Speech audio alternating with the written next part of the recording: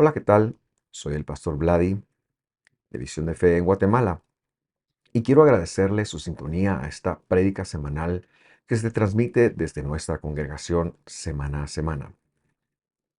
También quisiera invitarle a suscribirse a nuestro canal y por supuesto a visitarnos en las listas de reproducción del mismo, en el cual encontrará muchos otros videos de estudio de la palabra del Señor que seguramente colaborarán con su crecimiento.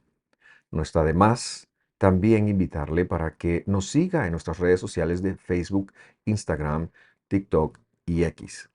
Que Dios lo bendiga y espero que le hable en este video.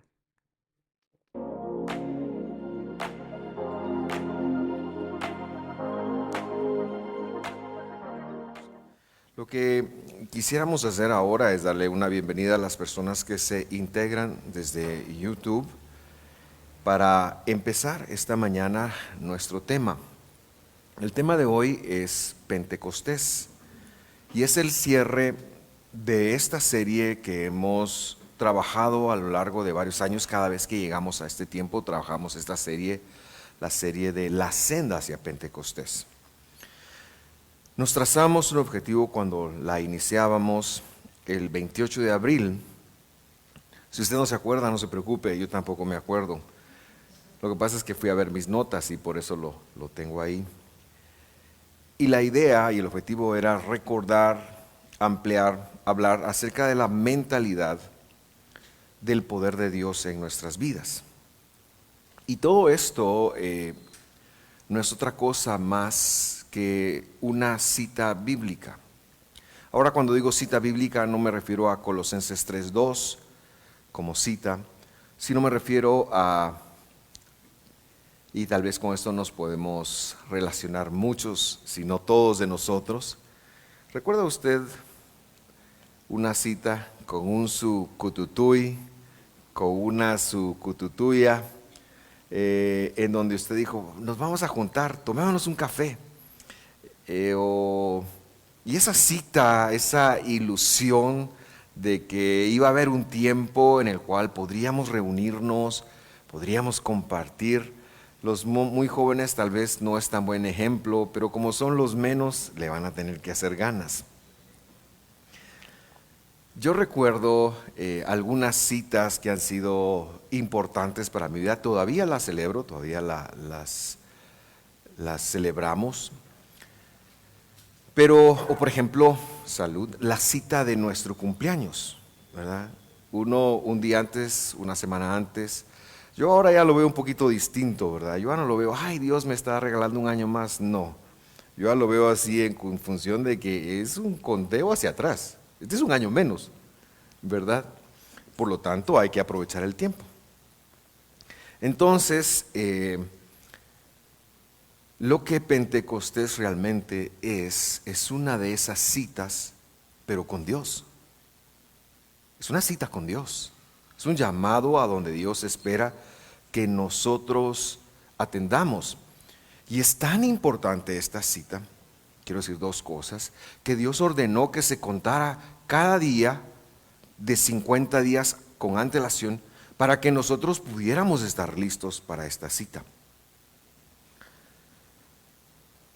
Por lo tanto, y la otra cosa que quiero decir es que el mandamiento principal de esa cita que se aplica a nosotros el día de hoy es la alegría, es estar contentos. Así que yo quiero que usted voltee con la persona que tiene a la par y mire si está contenta, semicontenta, medio contenta, y que usted pueda hacer algo. Yo no voy a decir qué, para que esta persona por lo menos en los próximos 3 segundos esté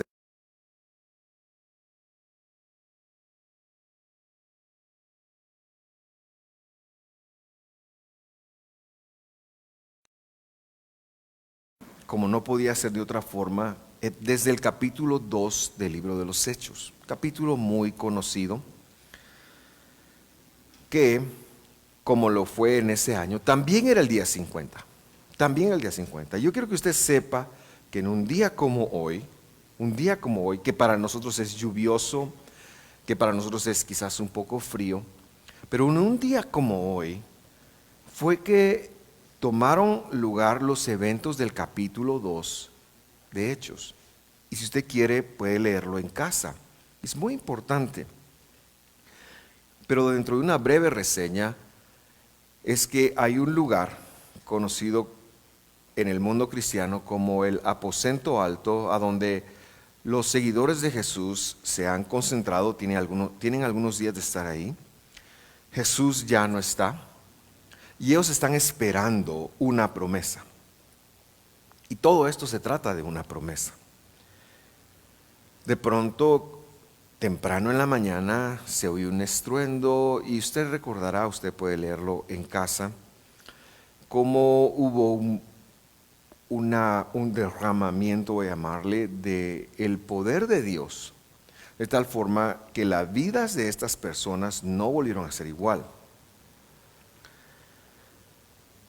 Se sobreexalta el hecho de las señales, ¿verdad? Dice que se les aparecieron como lenguas de fuego en sus cabezas, hubo un poder evidente y hubo varias señales. Ellos salieron a la calle y póngale que nunca en su vida habían oído una palabra en otro idioma y de pronto empiezan, oh, the Lord is so great and I want to give testimony to you about what the Lord is doing. The Lord is doing an amazing thing and He just died and resurrected and I just want to give you testimony of this. Si usted no entendió, no se preocupe, pero las personas a quienes Dios condujo a esta persona a hablar eso,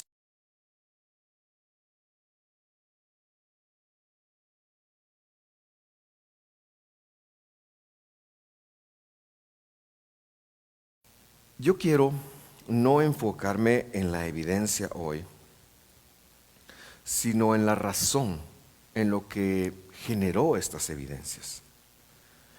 Y lo que sucede en este momento de Hechos 2 es que cuando Pedro ve todas estas evidencias, Pedro se pone en un lugar visible y empieza a hablar. Hay muchos eventos ocurriendo a la par de él, hay gente que está criticando, hay gente que se está burlando y hay gente que está asustada. Repito, usted puede leer esto en casa. Pero Pedro toma la palabra y centra la atención y en ese día 3,000 personas van a llegar a conocer a Jesús. Eso no es poca cosa, eso es un milagro, el verdadero milagro.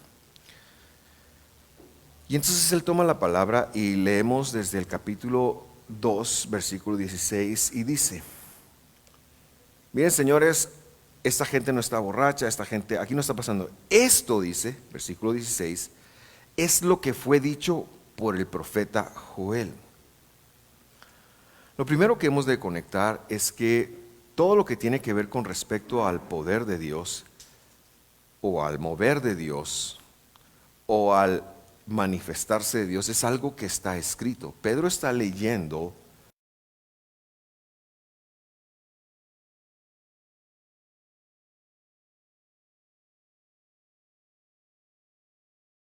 una interpretación y una exégesis en la cual está diciendo, miren, lo que ustedes ahora mismo están viendo, esto ya Dios lo anunció. Y entonces les dice,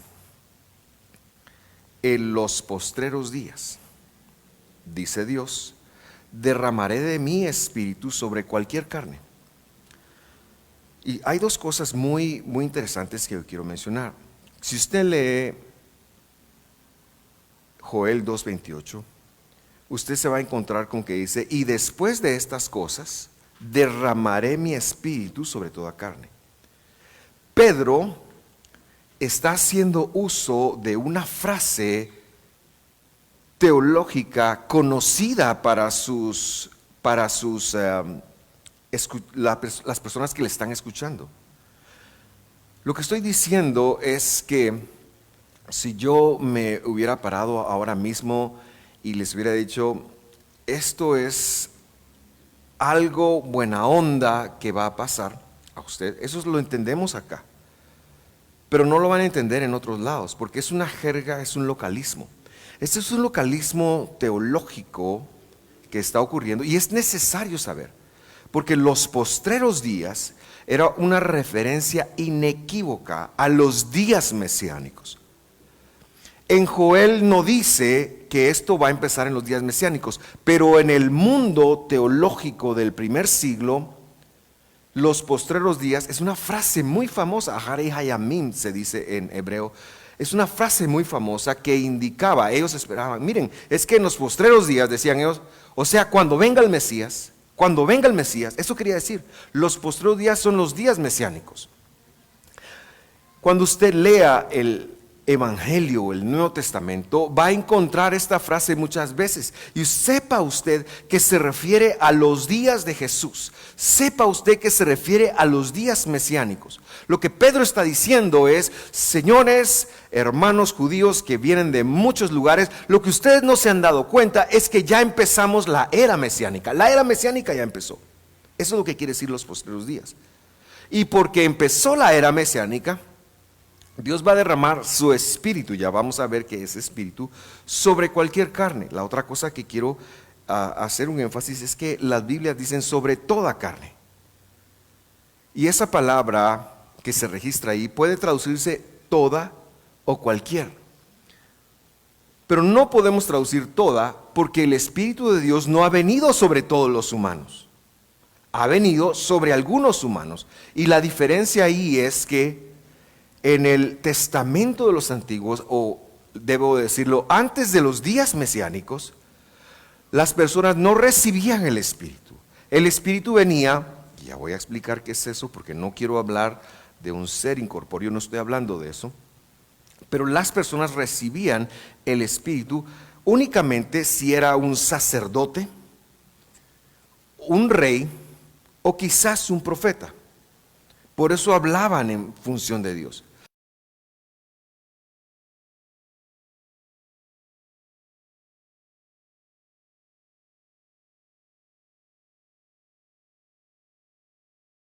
Ya no va a ser algo restringido a una función que Dios había designado como a un profeta, como a un sacerdote o como a un rey, sino cualquier persona. Es que David cada vez que compuso un salmo lo hizo inspirado en el Espíritu. Samuel cuando ungió a David lo hizo inspirado en el Espíritu. Pero eso era lo raro, no era lo común. Las personas no vivían inspiradas, no vivían en el Espíritu. Por eso es que tenían tantos problemas, por ejemplo, para pelear la idolatría que usted lee en la Biblia. Por eso es que vemos tantas situaciones y tantas circunstancias tan difíciles que uno dice, yo no sé si a usted alguna vez le ha pasado, pero ese pueblo de Israel, del Testamento de los Antiguos, dice uno, ¿por qué no entiende? ¿Por qué son tan duros? Bueno, la razón es, no tenían el Espíritu. El Espíritu era solo de sacerdotes, no todos. Y la promesa era que en los días mesiánicos iba a ser para cualquiera. Y ya vamos a ver quién es ese cualquiera. Lo que yo quiero que usted relacione es que Dios siempre ha tenido un solo plan. No ha tenido muchos planes. No se ha tenido que restringir o voltear a un plan B. Dios ha tenido un plan. Y ese plan, como la mayoría de las cosas, empieza en Génesis. Entonces vamos a ver ese plan de Dios para entender Pentecostés y el asunto del Espíritu. Génesis 1:26. Esto lo quiero recordar porque lo hemos tratado. Dice, y dijo Dios, haremos. Su Biblia va a decir hagamos, pero ahí está en un futuro. Haremos. Ahí lo que Dios está diciendo es, vamos a hacer. Yo le estoy hablando del original, no le estoy hablando de la traducción, por eso se lo traduje así. Dijo Dios, haremos al hombre, al humano, léalo así, a nuestra imagen, conforme a nuestra semejanza. Y señoreará, esa no lo cambié, o será señor, puede leerse, en los peces del mar, en las aves de los cielos, en las bestias y en toda la tierra, y en toda serpiente que se anda arrastrando sobre la tierra. Así que Dios decide que va a ser un proyecto, y el proyecto le va a llamar a ese proyecto la humanidad. El nombre del proyecto es la humanidad Adam. Adam es el nombre del proyecto, Y ese proyecto es la humanidad. Y Dios dice, este va a tener varias estaciones, no lo voy a completar de un solo. La primera estación se va a llamar la estación que tiene que ver con la imagen. La segunda estación es la estación de la semejanza. Primera estación, imagen. Segunda estación, semejanza. Seguimos leyendo, versículo 27. Y organizó, es decir, Dios ordenó al hombre, al humano, a su imagen. O con su imagen se puede entender también ahí. Con imagen de Dios lo organizó. Y yo sé que es un poquito ofensivo, pero esta es una traducción antigua.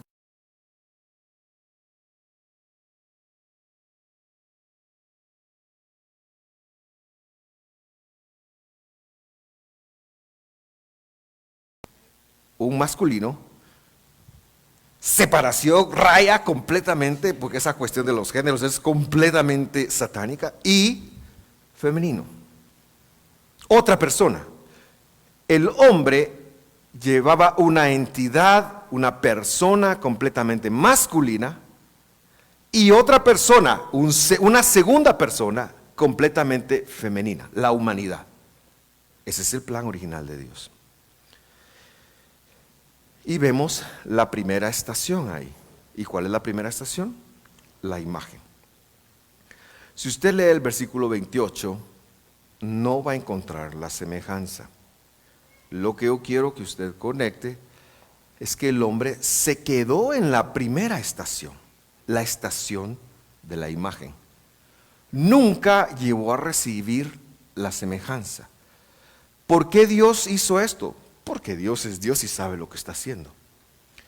Pero la segunda estación, que era la semejanza, tenía que ver con la eternidad. Fíjese pues. Adelantemos entonces al capítulo 2, versículo 7. Y ahí dice, formó pues el Señor Dios al hombre, es decir, al masculino y a la femenina, polvo de la superficie.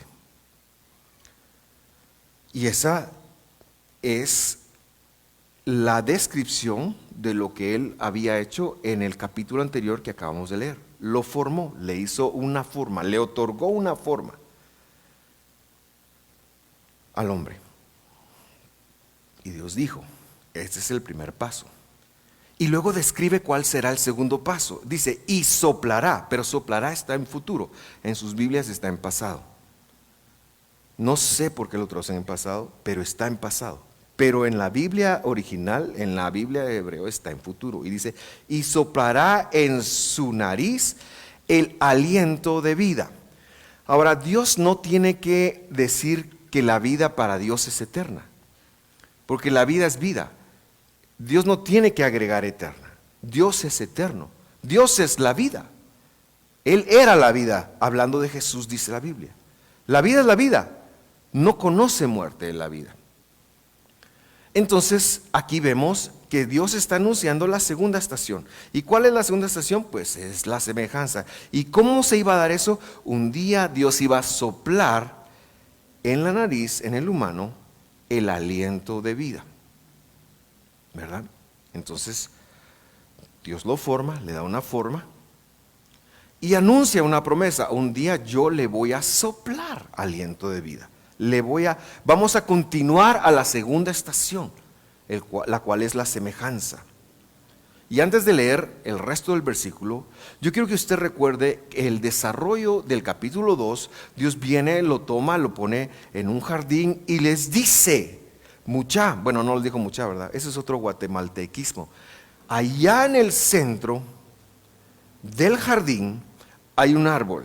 Ese árbol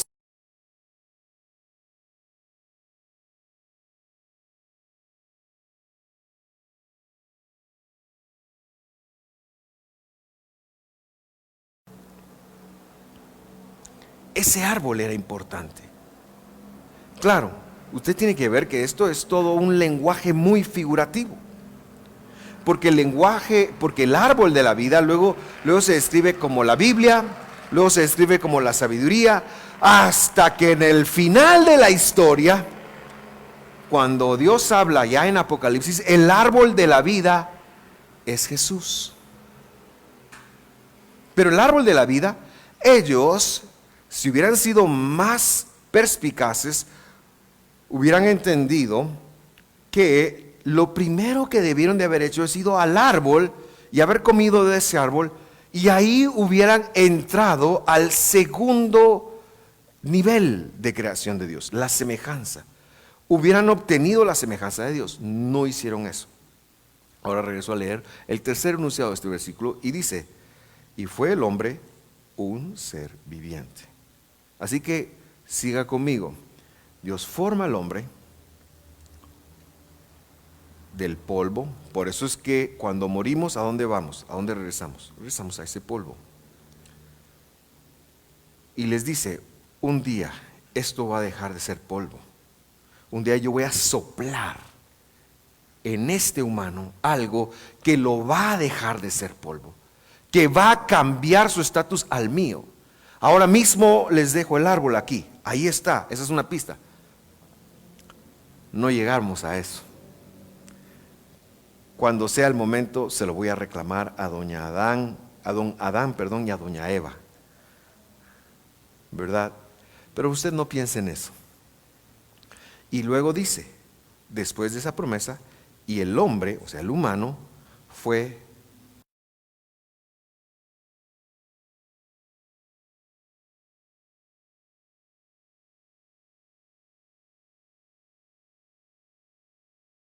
yo me imagino este evento como que cuando Dios termina, el hombre empieza y respira. Porque eso quiere decir la palabra ser. Eso quiere decir la palabra ser, respirar. Y el aliento, y empieza a vivir. Y cobra sentido. Y Dios ya lo educa, y ahí está el árbol de la vida y toda la cosa. ¿Qué pasó? Mire, yo le voy a decir lo que pasó. Cuando yo recibo, valga la redundancia, el recibo del agua o de la luz, miro cuándo hay que pagarlo. ¿Cuándo es el último día para pagarlo? Ese día quiero pagarlo, no antes. Me sirve mi pistillo conmigo. Pero como soy humano, a veces se me olvida. Y cuando veo, llega el otro recibo, y ahora ya tengo 2 meses. Bueno, el último lo va a pagar. Así me pasó cuando regresamos de luna de miel. Nos cortaron la luz. De esas historias que uno hace, ¿va? Pero eso no les incumbe a ustedes, hermanos. Ya el Señor ha tratado y bueno, usted sabrá. El hombre tuvo que haber identificado, ahí está el árbol, porque Dios se lo dijo, ahí está, come. Allá afuera está el otro, de ese no vayas a comer. ¿Y qué hizo? Al revés, no pagó la luz igual que yo. En lugar de ser eficaces, porque no traemos ese chip de ser eficaces para lo bueno, de irnos a lo bueno inmediatamente, sino que había una necesidad de ahí. ¿Qué pasó? Usted conoce el problema. Capítulo 3 aparece don Serpiente y el hombre peca. Y entonces ya no solo afirma, ya no solo establece que no va a ser eterno, sino que ahora le da la bienvenida a la muerte. No solo ya no va a poder tener la semejanza, sino que ahora pierde incluso la imagen de Dios. Nosotros no somos la imagen de Dios, hermanos. Y el que le diga eso, le miente. Nosotros estamos destituidos de la gloria de Dios. Nuestro problema era verdaderamente serio, y quiero decirlo con todo mi corazón: sin Cristo no somos nada. No se trata de nosotros, no seamos creídos. Ay, que yo soy esto, yo sé. No seamos creídos. El problema de la humanidad, según la Biblia, es que no alcanzó la semejanza y perdió la imagen, porque el pecado nos nubla. Miren, es tan terrible que pensamos que somos buenos y que los demás son malos. Tendemos a justificarnos. Tendemos a pensar que nosotros siempre tenemos la razón. Tendemos a justificar incluso comportamientos terribles que podemos identificar en los demás y que a los demás les decimos, sí pero que cuando los vemos en nosotros no son tan malos. Y encima son culpa de los demás, porque ellos me hicieron ser así.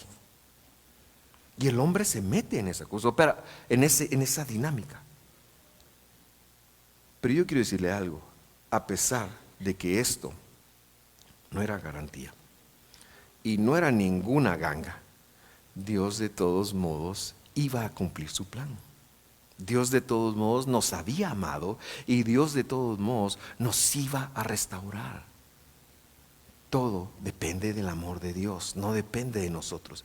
Y a pesar de no valer nada, Dios nos quiso dar valor, Dios nos quiso restaurar, Dios quiso hacer algo de nosotros, Dios quiso tener una relación con nosotros, temporal aquí en la tierra, pero establecer una eterna cuando Él regrese.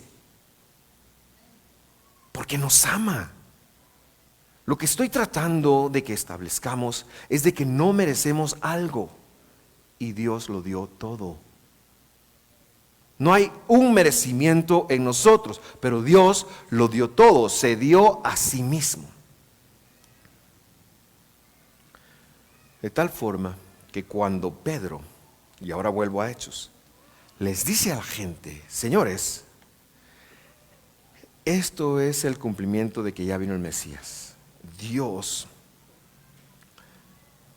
nos ha dado su espíritu. Lo que está diciendo es, cambiamos de no tener valor a ser muy valiosos para Dios. ¿Por qué? Porque nos dio el soplo de vida. El de Génesis 2:7, recuerda Génesis 2:7, soplará en el aliento de vida. Cuando Jesús murió, se puso el espacio para que en esos 50 días Él presentara en las alturas sus credenciales y dijera, yo morí a la demanda de la justicia. Él dijera, yo he dado mi vida, que dijera a las potestades satánicas, pero también a las reglas que Él había establecido en los cielos antes de venir, que Él dijera, yo lo cumplí todo. Por eso dijo, consumado es, ya lo cumplí todo, ya pagué el precio. Ellos ya pueden recibir el Espíritu. Es lo que estaba diciendo. Esos 50 días son para eso, son para establecer que aquellos que creyeran en Él ya podían recibir el Espíritu. Es decir, el aliento de vida. Es decir, la vida eterna. Pastor, está muy bonito, pero si ya recibimos la vida eterna, la pregunta sería entonces, ¿por qué petateamos? ¿Verdad?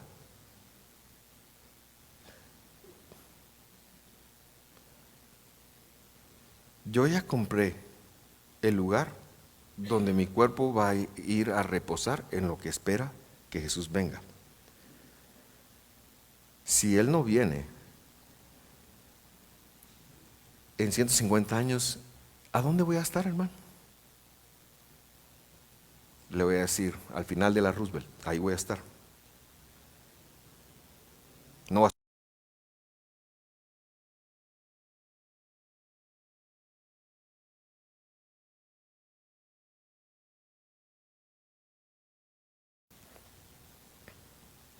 ¿Por qué es así? Porque todo es parte de un plan. Dios solo ha tenido siempre un plan. Entonces vamos a ver Romanos un poquito y rápidamente. Romanos 11:25 dice, porque no quiero, hermanos, que ignoréis este misterio. Ahora, ¿a quién le está hablando Pablo? Pablo le está hablando a unos hermanos que viven en Roma, que recientemente ha habido un edicto imperial en el cual echó a todos los judíos de Roma. La congregación romana empieza con judíos, pero en ese ínterim los echan. Entonces los que se quedan, que medio saben un poquito de Biblia, se sienten pilas. Y Pablo les dice, no quiero que ignoren este misterio para que no sean arrogantes, dice el versículo 25. acerca de ustedes mismos. Y es que cuando nosotros nos dejamos llevar por nuestra humanidad, nos volvemos arrogantes.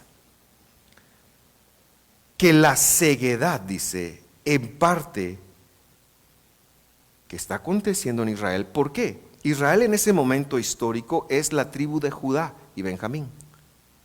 No es, las otras tribus están perdidas. Son solo Judá y Benjamín. Y Pablo está diciendo, ellos están ciegos. ¿Ciegos a qué? A la verdad del evangelio. No es que no puedan ver y anden sí, todos los judíos se quedaron chocos. No, es que están ciegos a la revelación del evangelio.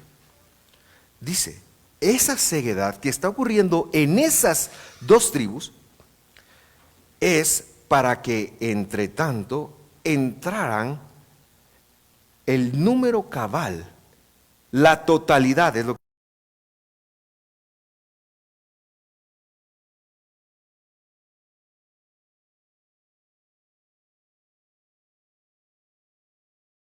sí, plenitud. Usted tiene que pensar en usted. Porque aquí, no sé si hubiera alguien, pero yo me sospecho que aquí somos en nuestra gran mayoría guatemaltecos de hueso colorado. ¿Verdad? O latinoamericanos o qué sé yo, ¿verdad? Pero lo que estoy tratando de excluir es, tal vez no hay ningún benjaminita acá. Conozco una familia de benjaminitas que se congregan aquí en la iglesia, si nos están sintonizando, un saludo, o ningún judío. ¿Por qué seguimos en este tiempo? Muchos de ellos están en una ceguera al evangelio. Algunos de ellos ya han abierto sus ojos a esa ceguera y es el remanente de esa tribu. Pero ellos están con los ojos vendados y tapados para que entren los gentiles. Sigamos leyendo el versículo 26. Y así todo Israel será salvo. La lógica detrás de eso debe ser que la plenitud de los gentiles, que por cuya razón las dos tribus están cegadas, la lógica es que los gentiles que entran, querido hermano, ¿a dónde entran? ¿A dónde entran? ¿A dónde? A Israel, a las promesas de Dios, a la ciudadanía espiritual. Ahora, por favor, usted no se confunda con el Estado de Israel. ¿A dónde están las reliquias? ¿A dónde está Jerusalén? ¿A dónde está Haifa? ¿A dónde están esos lugares tan bonitos que tienen muchas cosas? ¿A dónde Jesús verdaderamente caminó? A irse a bautizar al río del Jordán, a ir a pescar al mar de Galilea. Todo eso está muy bien y está ahí, pero no es de lo que está hablando Pablo.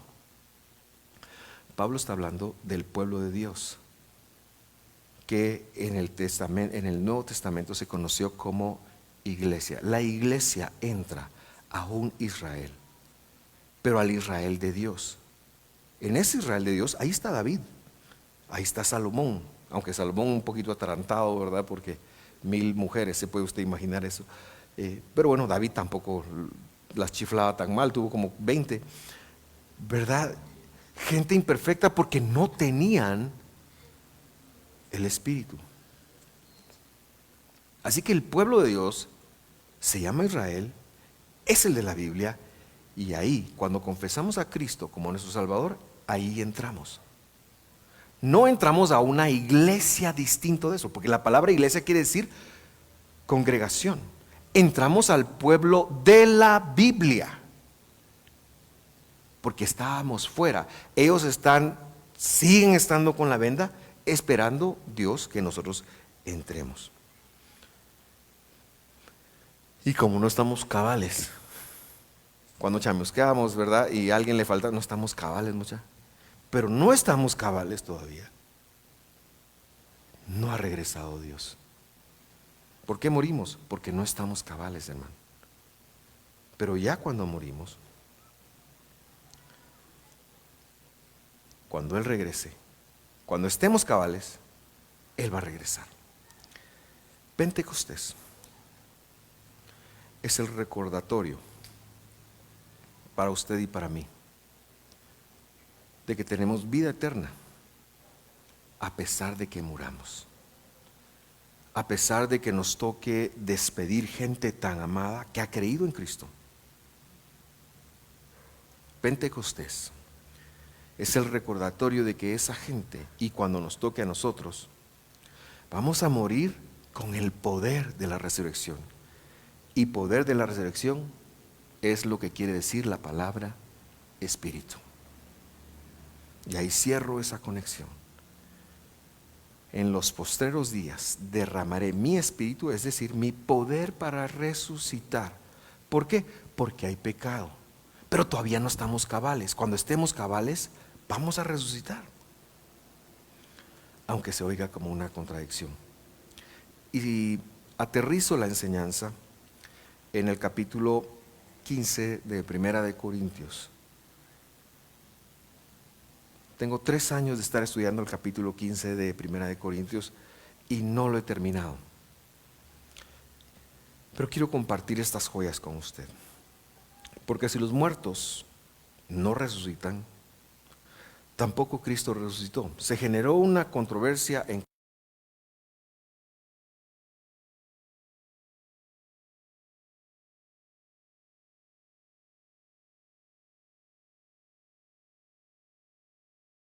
porque si los muertos no resucitan, dice Pablo a ellos, es una cuestión lógica, entonces tampoco Cristo resucitó. Verso 17. Y si el Cristo no resucitó, vana es la fe, dicen, pero vana es el desempeño divino para con ustedes, o sea, la fidelidad. Si Cristo no resucitó, estamos todavía con el problema del pecado. Si Cristo no resucitó, estamos con el problema del pecado, no hemos recibido el Espíritu, no tenemos derecho a resurrección. Eso es lo que le está diciendo Pablo. Entonces, también los que durmieron en Cristo están perdidos. Versículo 19. Si hemos esperado en Cristo para esta vida solamente, somos de todos los hombres. Y ahí póngale budistas, islamistas, cualquier otra religión. Si hemos esperado en Cristo para esta vida solamente, somos de todos los hombres los más dignos de lástima. ¿Por qué razón? Porque en ese momento histórico, ser creyente era ser sufrido, no era ser próspero ni ser bendecido. Ser creyente era ser perseguido. Y de alguna forma, hoy en día, ser creyente en la Escritura todavía debería llevar una persecución. Todavía, hermanos. Todavía debe ser pararse y decir, la Biblia dice, es que la corriente del mundo es tal. Sí, pero la Biblia dice, varón y hembra los crió, lo que mencionaba hoy. Y se vienen con toda la intolerancia del mundo, porque no toleran que se piense de distinta manera. Cuando alguien verdaderamente abra la Biblia en las redes sociales, si yo me pongo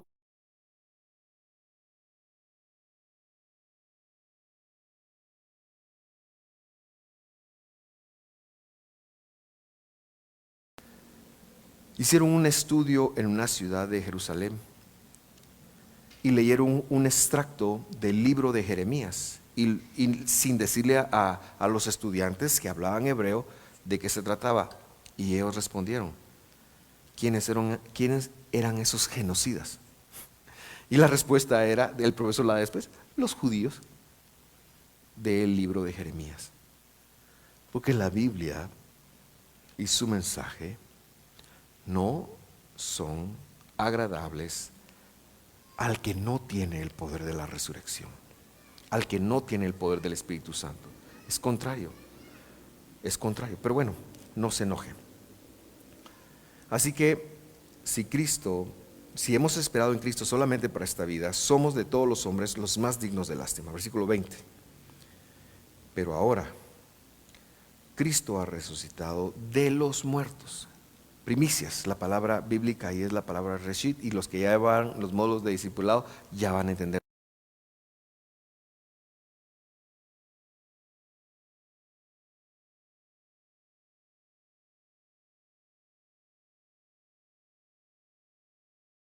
es hecho.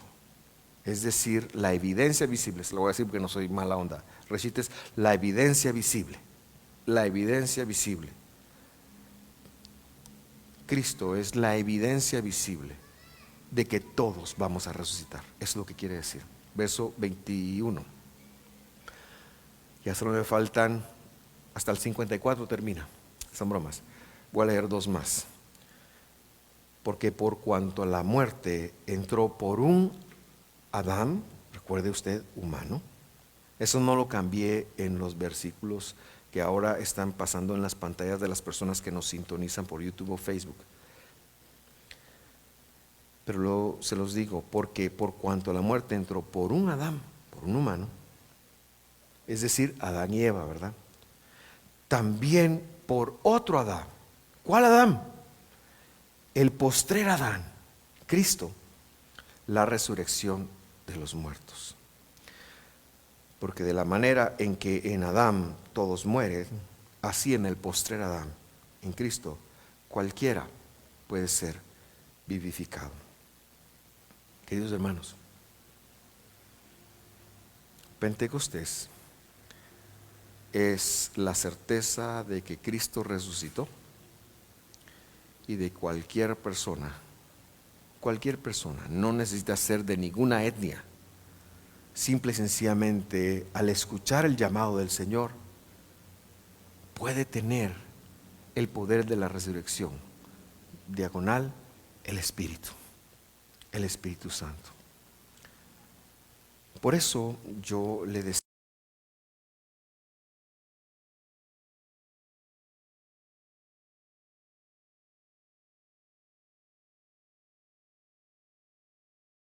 que el poder de la resurrección que Dios ha puesto en nosotros es suficiente. Por eso es necesario que aprendamos a llevar esto a todas las demás áreas de nuestras vidas. Querido hermano, lleve el poder de la resurrección a su matrimonio, a su noviazgo, a su estudio, a su trabajo, a su mente, a su paz, a sus pensamientos. Hemos de llevar el poder de la resurrección porque ya no somos cautivos, ya no somos esclavos del pecado. Oremos. Mi buen Dios, te damos gracias por haber venido y por haber dado tu vida. Te damos gracias por siempre solamente haber tenido un plan: llegar a tener tu semejanza. Gracias, Señor, porque a pesar de habernos convertido en enemigos tuyos, eso fuimos. Tú de todas formas viniste a la tierra, moriste y seguiste con ese plan porque es por gracia.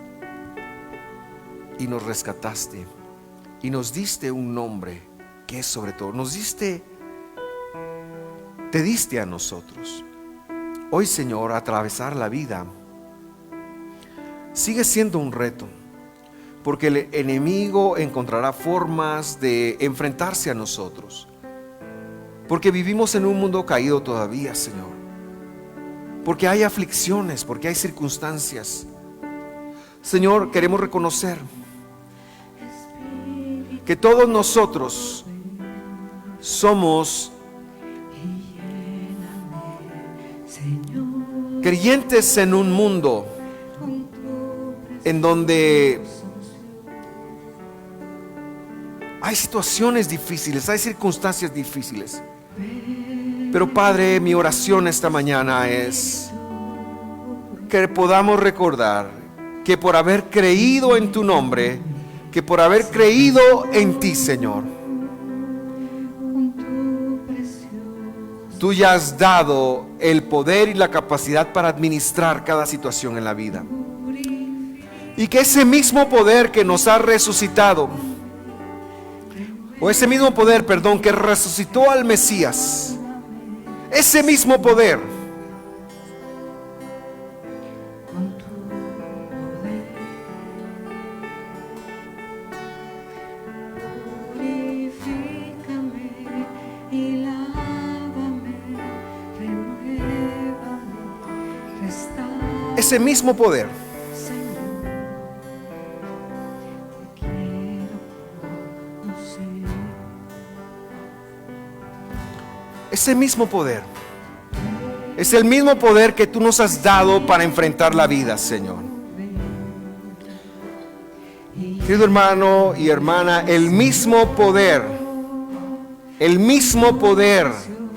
que operará, que operó en Jesús, primero que nada, pero que operará en ti y en mí para recibir la vida eterna, para recibir la resurrección.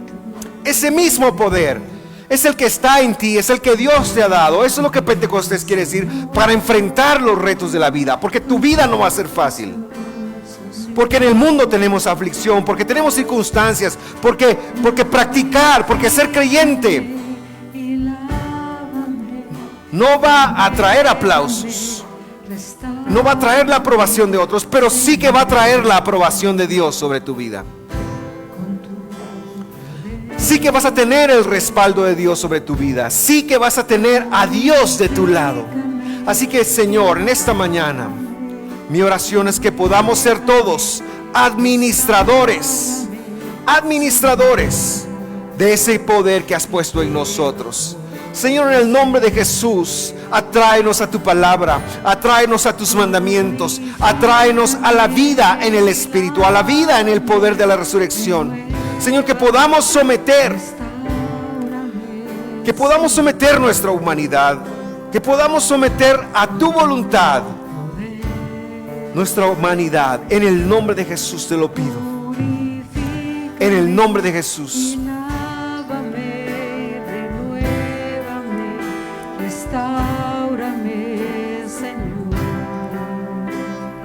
Quiero conocer.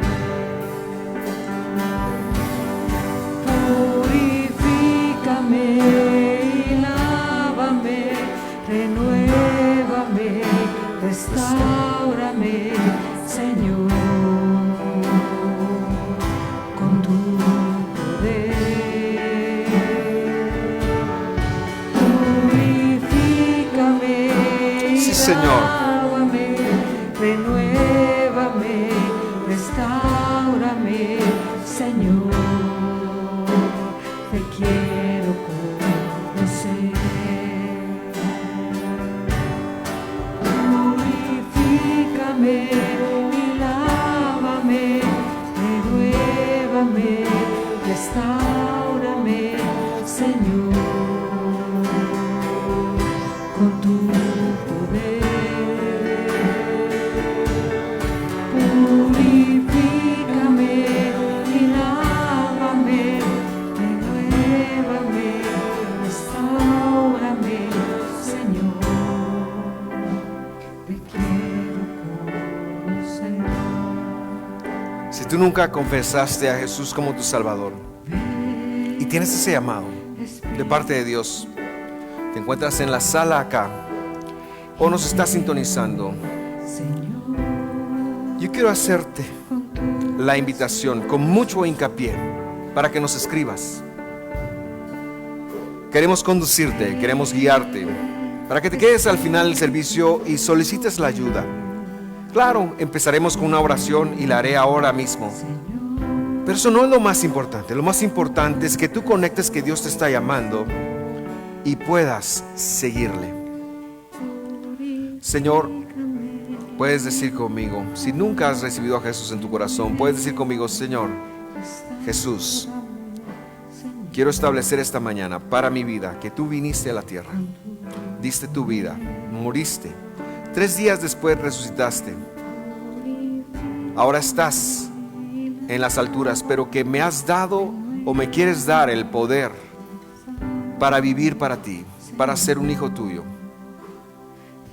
Te pido, Señor, que escribas mi nombre en el libro de la vida, porque yo quiero seguirte. Para todos los demás, que Dios nos ayude esta mañana a llevar el poder de su resurrección a todos los ámbitos de nuestra vida. El éxito del creyente es ese. El éxito del creyente radica en que pueda decir: Señor, no mis sueños, sino los que tú tengas para mí. No mi voluntad, Señor, sino tu voluntad en mi vida. Ese es el éxito del creyente. Muy poco se predica esto. Hoy es que seas prosperado, que seas bendecido. No tengo nada en contra de ser prosperado y bendecido, pero ese es un fruto, ese es un resultado de algo más. Yo te digo, mucho más grande que eso es que la voluntad de Dios, que su palabra, que su vida se haga realidad en ti, en todo lo que tú eres y en todo lo que tú haces. En el nombre de Jesús decimos todos, amén. Gracias por sintonizarnos, gracias por estar acá. Esperamos que esta transmisión sea de bendición. Déjenos un comentario. Estaremos de vuelta la próxima semana. Le enviamos un fuerte abrazo.